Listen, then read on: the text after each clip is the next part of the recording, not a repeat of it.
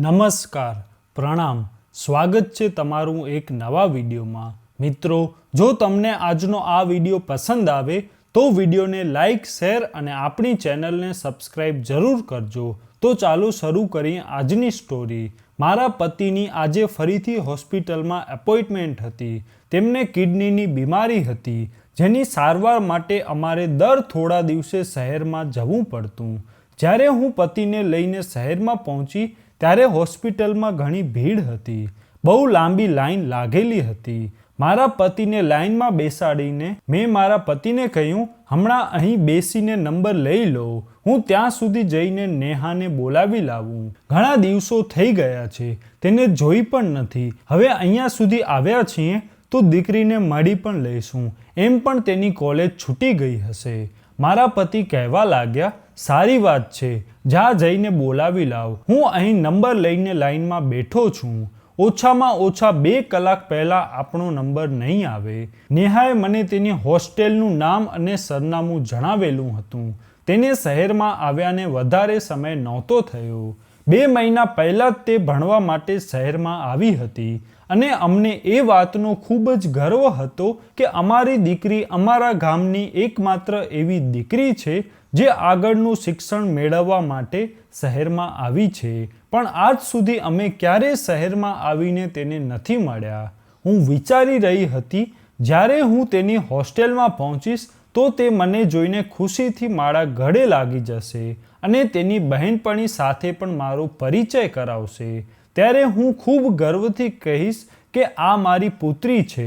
મને નેહા ઉપર ખૂબ ગર્વ હતો, જેને આખા ગામમાં મારું માથું ઊંચું કરી દીધો હતો। દરેક લોકો કહેતા હતા કે ખેડૂતની દીકરીને જો શહેરમાં જઈને ભણે છે, તેણે તો ગામના છોકરાઓને પણ પાછળ છોડી દીધા છે।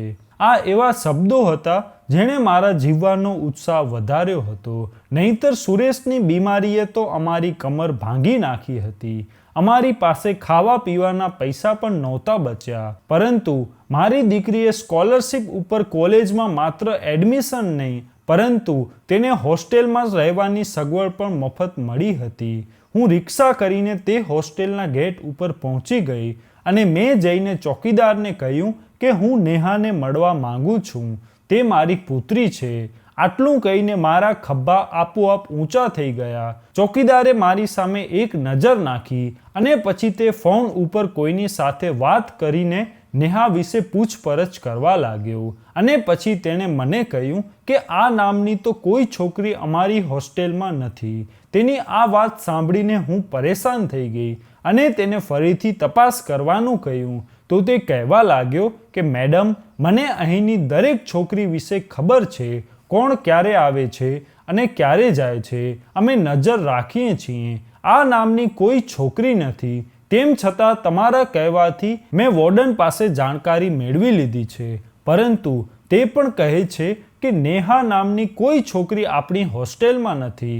થોડી વાર સુધી હું ચોકીદાર સાથે દલીલ કરતી રહી, પરંતુ કંઈ પ્રાપ્ત ન થયું। તો મેં ઘડિયાળમાં ટાઈમ જોયો તો લગભગ 2 કલાક થવાના હતા। મારે પાછા મારા પતિ પાસે પણ પહોંચવાનું હતું, એટલા માટે હું ખાલી હાથે જ પાછી આવતી રહી। મારા પતિ મને જોઈને નેહા વિશે પૂછવા લાગ્યા, તો મેં તેમને પણ જણાવી દીધું કે હોસ્ટેલના ચોકીદારે મને શું કહ્યું, તો તે પણ ચિંતિત થઈ ગયા અને કહેવા લાગ્યા કે નેહાને ફોન કર, પરંતુ સંયોગ હતો કે મારા ફોનમાં બેલેન્સ ન હતો। પૈસાની અછત એટલી હતી કે મોબાઈલમાં બેલેન્સ કોણ કરાવે। મેં કહ્યું, કદાચ ચોકીદારને ખબર નહીં હોય, અત્યારે તમારો ચેકઅપ કરાવીને ગામડે પાછા જઈએ, પછી જોઈશું, નહીંતર રાત અહીંયા જ પડી જશે તો પછી તકલીફ થશે।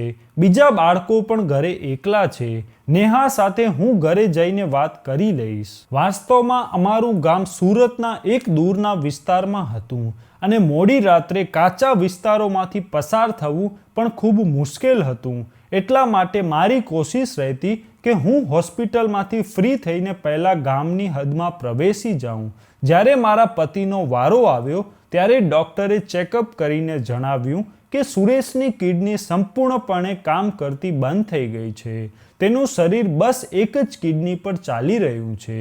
જો તેમાં પણ ઇન્ફેક્શન થશે તો પછી મારા પતિને ડાયાલિસિસ કરાવવું પડશે.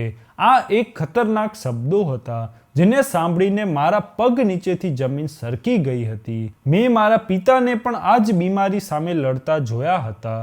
દર થોડા દિવસે તે હોસ્પિટલ આવતા અને એક તકલીફવાળી સ્થિતિમાંથી પસાર થતા. સાંભળવામાં તો આ શબ્દ ખૂબ જ સામાન્ય છે, પરંતુ જેના પર વીતે છે તે જ જાણે છે. મેં મારા પિતાને આ તકલીફમાંથી પસાર થતા જોયા છે. તેથી સુરેશ માટે આ વાત સાંભળીને મારું હૃદય કંપી ઉઠ્યું હતું. ડૉક્ટરે જણાવ્યું અને કહેવા લાગ્યો કે આ સમસ્યાને સાવચેતીથી અટકાવી શકાય છે, પરંતુ જો સાવચેતી ન રાખવામાં આવે અને એક હદથી વધારે પાણી પીવામાં આવે તો પછી સમસ્યા થશે. સુરેશને ડાયાલિસિસ કરાવવું જ પડશે. ડૉક્ટરે ઘણી બધી દવાઓ લખીને અમને 1 મહિના પછી પાછા આવવાનો સમય આપી દીધો અને અમે પાછા ગામ જવા નીકળી ગયા. હું નેહા અને ચોકીદારની વાતને ભૂલી ગઈ હતી. મારા દિમાગમાં માત્ર સુરેશની બીમારી ઘૂમી રહી હતી. શહેરમાં આવવા જવામાં પણ ઘણા પૈસા લાગતા હતા અને અમે લોકો ખૂબ જ મુશ્કેલ સમયમાંથી પસાર થઈ રહ્યા હતા. આવી સ્થિતિમાં જો સુરેશ બીમારીના કારણે એકદમ પથારીવશ થઈ જાય તો અમારું જીવવું ખૂબ જ મુશ્કેલ બની જતું. અમે ગામમાં પહોંચ્યા ત્યારે રાત થવા આવી હતી. મારા બીજા બાળકો અમારી ચિંતા કરતા હતા. મેં તેમને તેમના પિતાની બીમારી વિશે નહોતું જણાવ્યું. બસ એટલું જણાવ્યું કે પપ્પાને કિડનીની સમસ્યા છે, તેથી અમારે વારંવાર શહેરમાં જવું પડશે, કારણ કે મારા બાળકોએ તેમના નાનાને આ બીમારીથી મરતા જોયા હતા. તેથી હું તેમને ડરાવવા નહોતી માંગતી. જ્યારે મારા પતિ થાકીને પથારી ઉપર આડા પડ્યા તો તેમની આંખોમાંથી આંસુ વહેવા લાગ્યા. તે કહેવા લાગ્યા કે હજુ તો મારે નેહાના લગ્ન પણ કરાવવાના બાકી છે. જો તે પહેલાં મને કંઈક થઈ જશે તો મારા બાળકોનું શું થશે? મારા પતિએ નેહાનું નામ લીધું તો મને ચોકીદારની વાત યાદ આવી ગઈ. મેં મારા પતિને કહ્યું, ખબર નહીં કેમ ચોકીદારે એવું કહ્યું કે નેહા હોસ્ટેલમાં નથી રહેતી. મારા પતિ કહેવા લાગ્યા, હોસ્ટેલમાં ઘણી બધી 100 કરતાં પણ વધારે છોકરીઓ હોય છે. ચોકીદારને શું ખબર? બની શકે છે કે તેને કોઈ ગેરસમજ થઈ ગઈ હોય, અથવા તો તે નેહાને બીજા કોઈ નામથી જાણતો હોય. 2 દિવસની વાત છે. શનિવારે નેહા પોતે આવવાની છે. તેને પૂછી લેજે. મારી પાસે અત્યારે એટલા પૈસા નથી કે હું મોબાઈલમાં બેલેન્સ કરાવી શકું. આટલું કહીને મારા પતિ મોઢું ફેરવીને સૂઈ ગયા. તે આખા દિવસના થાકેલા હતા અને સાથે તેમની દવાઓ પણ પીધી હતી. પરંતુ હું વિચારમાં પડી ગઈ હતી કે ખબર નહીં મારી દીકરી ક્યાં છે અને શું કરી રહી છે. સુરેશની હાલત ખૂબ જ ખરાબ હતી. 2 દિવસ તેમની સાથે ક્યારે વીત્યા ખબર જ ના પડી. થોડી વારમાં તે પાણી પીવા માટે તડપતા હતા અને ડૉક્ટરના કહેવા પ્રમાણે તેને આખા દિવસમાં 2 કપથી વધારે પાણી નહોતું પીવડાવવાનું. આ કેવી પરેશાની હતી કે જેનો અંદાજો કરવો પણ મુશ્કેલ હતો. એક લાંબો હટ્ટોકટ્ટો વ્યક્તિ પાણી પીવા માંગી રહ્યો હોય અને તેને પાણી ન આપવામાં આવે તો પછી તેના ઉપર શું વીતતું હશે? આનો અંદાજો કોઈ પણ ન લગાવી શકે. સુરેશ સાથે મને ખૂબ જ પરેશાની થઈ રહી હતી. તે મારી વાત ખૂબ મુશ્કેલીથી માની રહ્યા હતા. તરસના કારણે તેમના હોઠ સુકાઈ રહ્યા હતા અને મજબૂરીમાં હું તેમને પાણી પણ નહોતી આપી શકતી. અને પછી શનિવારના દિવસે સાંજના સમયે નેહા ઘરે આવી તો તેને જોઈને મારા પતિ તેના ગળે લાગીને જોરથી રડવા લાગ્યા. તો તે પણ ખૂબ જ વધારે પરેશાન થઈ ગઈ અને વારંવાર પૂછવા લાગી કે પપ્પાને શું થઈ ગયું. મજબૂર થઈને મારે તેને જણાવવો પડ્યો, કારણ કે તે અમારી મોટી પુત્રી હતી, ભણેલી ગણેલી હતી અને તેનું શહેરમાં રહેવું, તેને ઘણી વસ્તુઓ વિશે જાણકારી હતી. પોતાના પિતાની બીમારી વિશે સાંભળીને તે ખૂબ જ વધારે દુઃખી થઈ ગઈ. મેં નેહાને કહ્યું કે દીકરી, તું ભણી ગણીને કંઈક બની જા. આ જ તારા પિતાની છેલ્લી ઈચ્છા છે અને મારી પણ એ જ ઈચ્છા છે. જે દિવસે તું પોતાના પગ ઉપર ઊભી થઈ ગઈ તે દિવસે અમને પોતાના બીજા બાળકોની ચિંતા પણ નહીં રહે. અમે બધાનો કોળિયો છીનવીને તને શહેરમાં ભણવા માટે મોકલી છે. બસ તું અમારા નામની ઇજ્જત રાખી લેજે. મારી વાત સાંભળીને નેહાએ માથું નમાવી દીધું અને પોતાના રૂમમાં જતી રહી. ચોકીદારવાળી વાત હું પૂછવાનું ભૂલી ગઈ હતી. નેહા 2 દિવસ માટે આવી હતી. તેને સોમવારે પરત ફરવાનું હતું અને તે દિવસે મને તે વાત યાદ આવી ગઈ. હું નેહાને મળવા હોસ્ટેલમાં ગઈ હતી. મેં તરત જ નેહાને મારી પાસે બોલાવી અને તેને કહ્યું હું હોસ્ટેલમાં આવી હતી અને ચોકીદારે કહ્યું કે તું ત્યાં રહેતી જ નથી. મારી વાત સાંભળીને પહેલાં તો તેનો ચહેરો નિસ્તેજ થઈ ગયો. પછી તે એકદમ હસી પડી અને કહેવા લાગી કે ચોકીદારને મારા વિશે શું ખબર હોય માં? હોસ્ટેલમાં ઘણી બધી છોકરીઓ રહે છે અને અમારી હોસ્ટેલવાળા ઈચ્છતા પણ નથી કે અમારા પરિવારના લોકો વારંવાર આવીને અમને હેરાન કરે અને અમારો અભ્યાસ બગડે. એટલા માટે તે ઊંધી સીધી વાતો કરે છે. તે હોસ્ટેલમાં આવવાના બદલે મને ફોન કર્યો હોત તો હું પોતે તમારી પાસે આવી જાત. મેં તેને કહ્યું કે મારા મોબાઈલમાં બેલેન્સ ન હતો અને પૈસા પણ બિલકુલ ન હતા. આ સાંભળીને તેણે કહ્યું મમ્મી તું ચિંતા ના કર, હું તારા મોબાઈલમાં બેલેન્સ કરાવી દઈશ. એમ પણ પપ્પાની તબિયત એવી નથી અને હું નથી ઈચ્છતી કે તમે સાવ ખાલી હાથે રહો. આટલું કહીને નેહાએ તેના પર્સમાંથી થોડાક પૈસા કાઢીને મારા હાથમાં મૂકી દીધા અને કહ્યું મમ્મી તું આ પૈસા રાખ, તને કામ લાગશે. મેં આશ્ચર્યથી તે નોટો તરફ જોયું અને નેહાને પૂછ્યું કે તારી પાસે આટલા પૈસા ક્યાંથી આવ્યા? તું તો શહેરમાં ભણવા ગઈ છે ને તારો ખર્ચ પણ અમારે જ ઉઠાવવો જોઈએ. તો આ પૈસાને હસતા હસતા કહેવા લાગી મમ્મી જે છોકરીઓ સારી રીતે અભ્યાસ કરે છે તેમને કોલેજમાંથી ફંડ પણ મળે છે જેનાથી તે પોતાના પુસ્તકો વગેરે ખરીદી શકે છે. હું દરેક ટેસ્ટમાં સારા માર્ક લાવું છું અને તેથી જ મારા શિક્ષકો મને ખૂબ સપોર્ટ કરે છે. નેહાની વાત સાંભળીને મને મારી દીકરી ઉપર વધારે ગર્વ મહેસૂસ થયો. મેં તેના માથા ઉપર હાથ મૂકીને તેને ઘણા આશીર્વાદ આપ્યા અને કહ્યું દીકરી તું ફક્ત તારા અભ્યાસમાં ધ્યાન આપજે. તારા પિતાની એક જ આજ તો ઈચ્છા છે કમસે કમ અમારા બધા બાળકોમાં એક બાળક તો ભણે ગણે. મારી વાત સાંભળીને નેહાએ માથું હલાવી દીધું. ખરેખર તો સુરેશ પોતે પણ ભણી ગણીને કંઈક બનવા માંગતા હતા પરંતુ સંજોગોએ તેમને ગામ છોડવા જ ના દીધું. તે તેમના માતા પિતાના એકમાત્ર પુત્ર હતા અને સુરેશના પિતાએ તેમના મૃત્યુ પહેલા સુરેશને તેમની જવાબદારીનું કામ સોંપી દીધું અને આ રીતે ઈચ્છા ન હોવા છતાં પણ ખેડૂત બની ગયા. નાનપણથી જ તે ખેતરોમાં કામ કરતા હતા પરંતુ તેમની ઈચ્છા હતી કે તેમના હાથમાં પેન અને કાગળ હોય અને હવે આ સપના તે પોતાની દીકરીઓ માટે જોવા લાગ્યા. ગ્રામજનો વિરુદ્ધ જઈને તેમણે અમારી દીકરીને ભણવા માટે શહેરમાં મોકલી હતી અને તેને ભણતી ગણતી જોઈને સુરેશને નવું જીવન મળતું હતું. તેમણે દીકરીના રૂપમાં પોતાના સપનાઓ જીવવાનું શરૂ કર્યું હતું અને હું પણ એ જ ઈચ્છતી હતી કે મારી દીકરી ભણી ગણીને સક્ષમ બની જાય જેથી તેને અમારા જેવું જીવન ના જીવવું પડે. 2 દિવસ અમારી સાથે વિતાવીને નેહા પાછી જતી રહી અને તેના આગમનથી ઘરમાં રોનક આવી જતી હતી. નાની બહેન પણ ખૂબ કલરવ કરવા લાગી હતી અને તેના જતાં જ ઘર ફરીથી ઉદાસ થઈ જતો હતો. સુરેશ પણ પોતાને મજબૂર બીમાર મહેસૂસ કરવા લાગતા હતા અને પછી હવે તો તબિયતના કારણે ચીડિયા પણ થવા લાગ્યા. મેં નેહાને તેના પિતાના ચેકઅપની તારીખ પહેલેથી જ જણાવી દીધી હતી. તેથી આ વખતે જ્યારે અમે હોસ્પિટલ પહોંચ્યા ત્યારે નેહા ત્યાં પહેલેથી જ હાજર હતી. મને એ જોઈને આનંદ થયો કે શહેરમાં આવ્યા છતાં પણ મારી દીકરીનો રંગઢંગ નહોતો બદલાયો. તે સંપૂર્ણપણે ડ્રેસમાં હતી અને તેણે પોતાનો ચહેરો દુપટ્ટા વડે છુપાવી રાખ્યો હતો. માત્ર તેની આંખો જ દેખાતી હતી. મને આ વાત ઉપર પણ ગર્વ થયો કે મારી પુત્રી બીજી છોકરીઓની જેમ શહેરની હવા ખાઈને બગડી નહોતી. ઉલટાનું તેણે પોતાને ગામડાની છોકરીઓની જેમ દુપટ્ટા પાછળ છુપાવી રાખી હતી. સુરેશનું ચેકઅપ કરવામાં આવ્યો. ડૉક્ટરે કહ્યું કે સુરેશનો રિપોર્ટ સારો નથી બલકે તેમને યોગ્ય ટ્રીટમેન્ટની જરૂર છે અને હવે તેમને સંપૂર્ણ આરામની જરૂર છે. નેહાએ ફરીથી થોડા પૈસા મારા હાથ પર મૂક્યા અને કહેવા લાગી કે પપ્પાનું ખૂબ ધ્યાન રાખજે.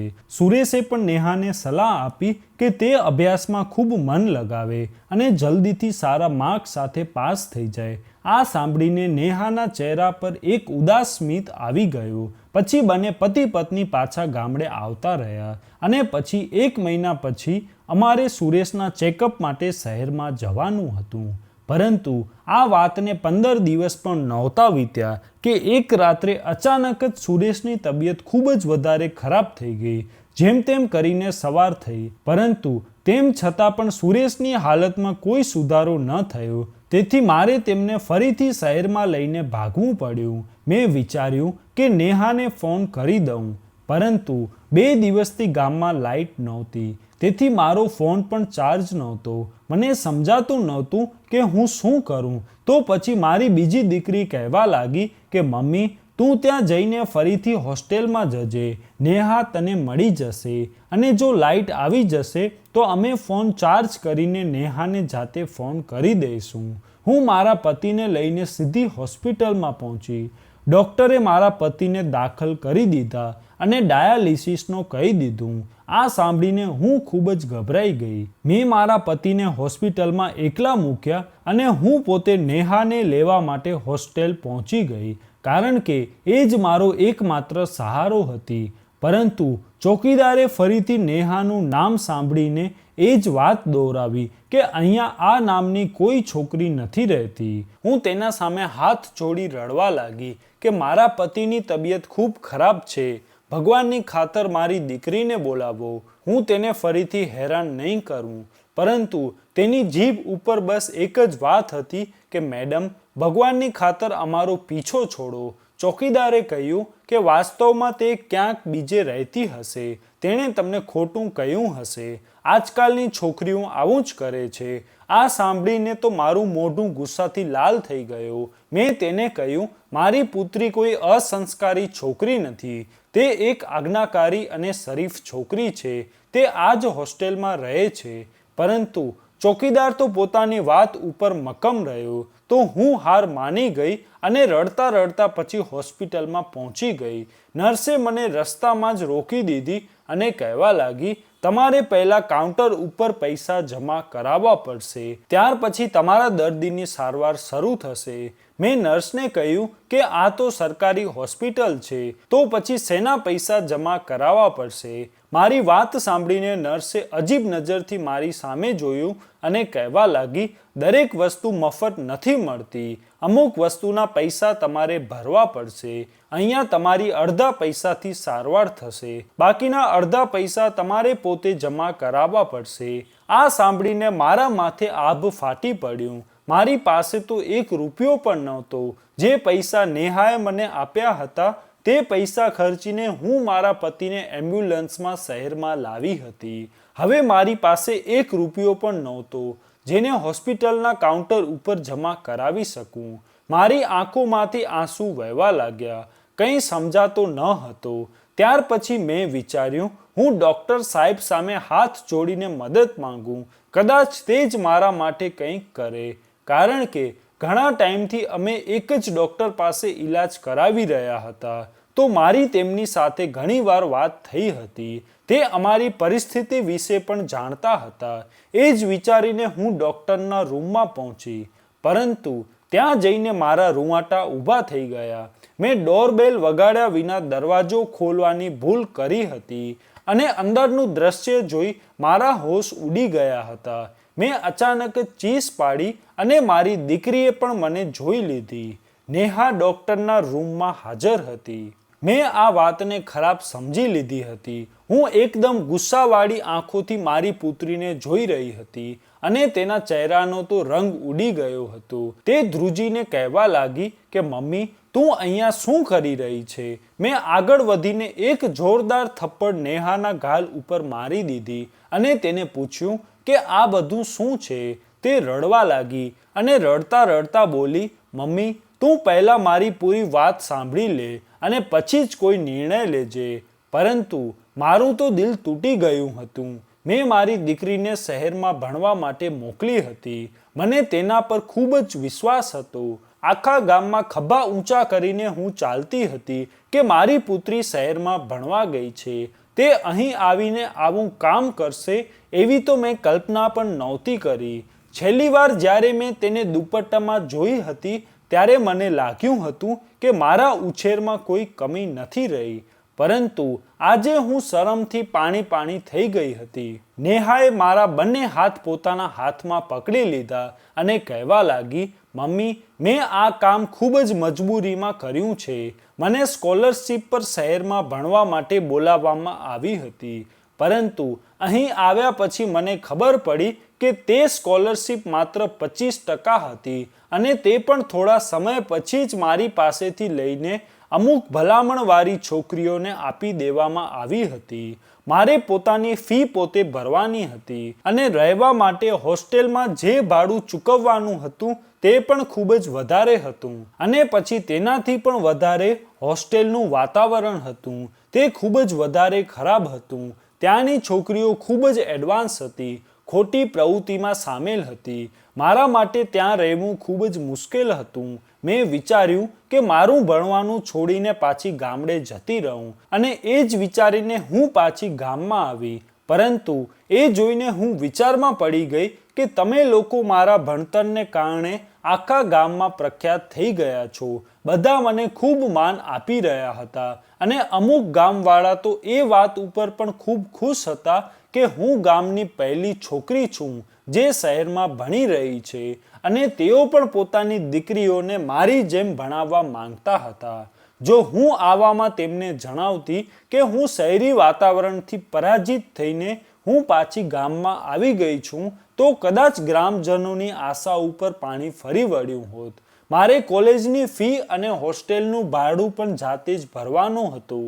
એટલા માટે કોઈને કોઈ કામ તો કરવાનું જ હતું. તો હું હજી ભણી રહી હતી, કોઈ ડિગ્રી હાથમાં ન હતી, એટલા માટે કોઈ કામ સમજાતો ન હતો. અને પછી મારી કોલેજની બહેનપણી દ્વારા મને આ હોસ્પિટલમાં સફાઈનું કામ મળી ગયું. મને આ કામમાં જરાય પણ શરમ મહેસૂસ નથી થતી અને મેં અહીં ડૉક્ટરોના રૂમ સાફ કરવાનું કામ શરૂ કરી દીધું, જેથી હું કોઈ અગત્યની વસ્તુ અથવા તો કોઈ ચિઠ્ઠીને આગી પાછી ના કરી દઉં, પરંતુ સાચવીને સંભાળીને રાખી શકું. હોસ્પિટલવાળા મને એટલા પૈસા આપવા લાગ્યા કે મારી કોલેજની ફી નીકળી જાય છે અને રહેવા માટે મને અહીં પાછળ પર નર્સિંગ હોસ્પિટલમાં એક રૂમ પણ મળી ગયો છે. પરંતુ હું આ વાત તમને ના કહી શકી કારણ કે હું જાણતી હતી કે તમે આ રીતે મને ક્યારેય શહેરમાં નોકરીની પરવાનગી નહીં આપો. મેં જૂઠનો સહારો લીધો જેથી હું તારા અને પપ્પાના સપનાને ના તોડી શકું, બલકે હું સફળતા સાથે જીવનમાં આગળ વધી શકું. મારી દીકરીની વાત સાંભળીને હું લોહીના આંસુ રડી રહી હતી. તેને હોસ્પિટલમાં નોકરી કરીને પણ પોતાનો અભ્યાસ ચાલુ રાખ્યો અને એક હું તેને આ રીતે ડૉક્ટરનો રૂમ સાફ કરતા જોઈને ખરાબ સમજી રહી હતી. તે કહેવા લાગી, મમ્મી, ઘણીવાર હોસ્પિટલમાં આવતા દર્દીઓ મને થોડા પૈસા આપીને જાય છે અને એ જ પૈસા હું પપ્પાની સારવાર માટે તારા હાથમાં મૂકતી હતી. મને નથી લાગતું કે મેં કંઈ ખોટું કામ કર્યું છે. મારી મજબૂરી મને અહીં આ કામ પર લગાવી દીધી છે, પરંતુ આ કામ હું મારી મરજીથી કરી રહી હતી કારણ કે કોઈ પણ કામ નાનું કે મોટું નથી હોતું. જો આજે હું આ હોસ્પિટલમાં સફાઈનું કામ કરું છું તો કાલે હું ભણી ગણીને અહીં ડૉક્ટર બની શકું છું, પરંતુ જો હું આ કામ નહીં કરું તો પછી હું કંઈ મેળવી શકીશ નહીં. મારે ગામમાં પાછા ફરવું પડશે અને હું ગામની અન્ય છોકરીઓની જેમ કૂવાના દેડકા બનીને રહી જઈશ. ત્યાર પછી નેહાએ ડૉક્ટરને કહ્યું કે સુરેશ મકવાણા તેના પિતા છે અને તેમની સારવારમાં તે મદદ ઈચ્છે છે. હું સુરેશની ડાયાલિસિસની તરફેણમાં નહોતી, પરંતુ કુદરતને કદાચ આજ મંજૂર હતું તો ડૉક્ટરે સુરેશની ડાયાલિસિસની પ્રક્રિયા શરૂ કરી દીધી. નેહાએ તેની હોસ્પિટલની નોકરીઓ ચાલુ રાખી અને સાથે સાથે તે અભ્યાસ પણ કરી રહી હતી. સુરેશને પણ બધી વાતની ખબર પડી ગઈ હતી અને તે પણ તેની દીકરીની ઉપર પહેલા કરતાં વધુ ગર્વ કરવા લાગ્યા, જેને અમારું માથું નમવા ના દીધો. એ સાબિત કરી દીધું કે જો એક દીકરી ઈચ્છે તો દીકરા કરતાં પણ વધુ માતા પિતા માટે સંતાન હોવાનો હક અદા કરી શકે છે. અમારી દીકરી શહેરમાં નોકરી કરીને પોતાનો અભ્યાસ કરી રહી છે. બલકે આપણે ગામડાની છોકરીઓને કહેવું જોઈએ કે જ્યારે મુશ્કેલ સમય આવે છે ત્યારે એક છોકરી પણ પોતાના પગ ઉપર ઊભી થઈ શકે છે, જેથી ગામડાના લોકો દીકરીઓના જન્મને બોજ ના સમજે. તેણે મને તે રૂમ પણ બતાવ્યો જે તેને હોસ્પિટલવાળાએ રહેવા માટે આપ્યો હતો. નર્સિંગ હોસ્ટેલનો નાનકડો રૂમ ખૂબ જ સ્વચ્છ હતો અને અહીંનું વાતાવરણ પણ સારું હતું. નેહા કહેતી હતી કે ધીરે ધીરે તે નર્સિંગનું કામ પણ શીખી લેશે અને આ રીતે તે વધુ કૌશલ્ય પણ મેળવશે. તેણે વચન આપ્યું હતું કે તે તેની નાની બહેનને પણ અભ્યાસ માટે પોતાની સાથે શહેરમાં બોલાવશે અને સુરેશની સારવાર પણ પોતાના પૈસાથી કરાવવાની કોશિશ કરશે. નેહાની વાત સાંભળીને મેં તેને ગળે લગાડી લીધી અને હું વિચારી રહી હતી કે જો ઘરમાં નેહા જેવી દીકરી પેદા થઈ જાય તો લોકો બાધા રાખવાનું બંધ કરી દે, તેઓ દીકરીઓને દિલથી અપનાવી લે અને તેમના ભણતર અને ઉછેર ઉપર ધ્યાન આપે. શું તમને લોકોને લાગે છે કે નેહાએ જે કર્યું એ બરાબર છે? આ રીતે હોસ્પિટલમાં સફાઈનું કામ કરીને પોતાનો અભ્યાસ પૂરો કરવો તેનો હક છે, અથવા તેને પણ ગામની બીજી છોકરીઓની જેમ એ જ જીવન વિતાવવું જોઈએ જે અન્ય છોકરીઓ વિતાવી રહી હતી. શું ખરેખર હોસ્ટેલનું જીવન ખૂબ મુશ્કેલ હોય છે? શું મોટા ભાગની હોસ્ટેલનું વાતાવરણ ખરાબ હોય છે? આજે પણ આપણે ત્યાં સ્કોલરશિપ ફક્ત પૈસાવાળાને મળે છે. નેહા જેવી મહેનતુ છોકરીઓ શું આજે પણ હક મેળવવામાં સક્ષમ નથી? કમેન્ટમાં જરૂર જણાવજો અને સાથે દરેક દર્દી માટે પ્રાર્થના પણ કરજો જે ડાયાલિસિસ જેવી મુશ્કેલ બીમારી સામે લડી રહ્યા છે અને પાણી પીવા માટે પણ સક્ષમ નથી. તો મિત્રો, આજનો આ વિડીયો તમને કેવો લાગ્યો કોમેન્ટમાં જરૂર કહેજો અને જો વિડીયો પસંદ આવ્યો હોય તો વિડીયોને લાઈક, શેર અને આપણી ચેનલને સબસ્ક્રાઈબ જરૂર કરજો. જય શ્રી કૃષ્ણ.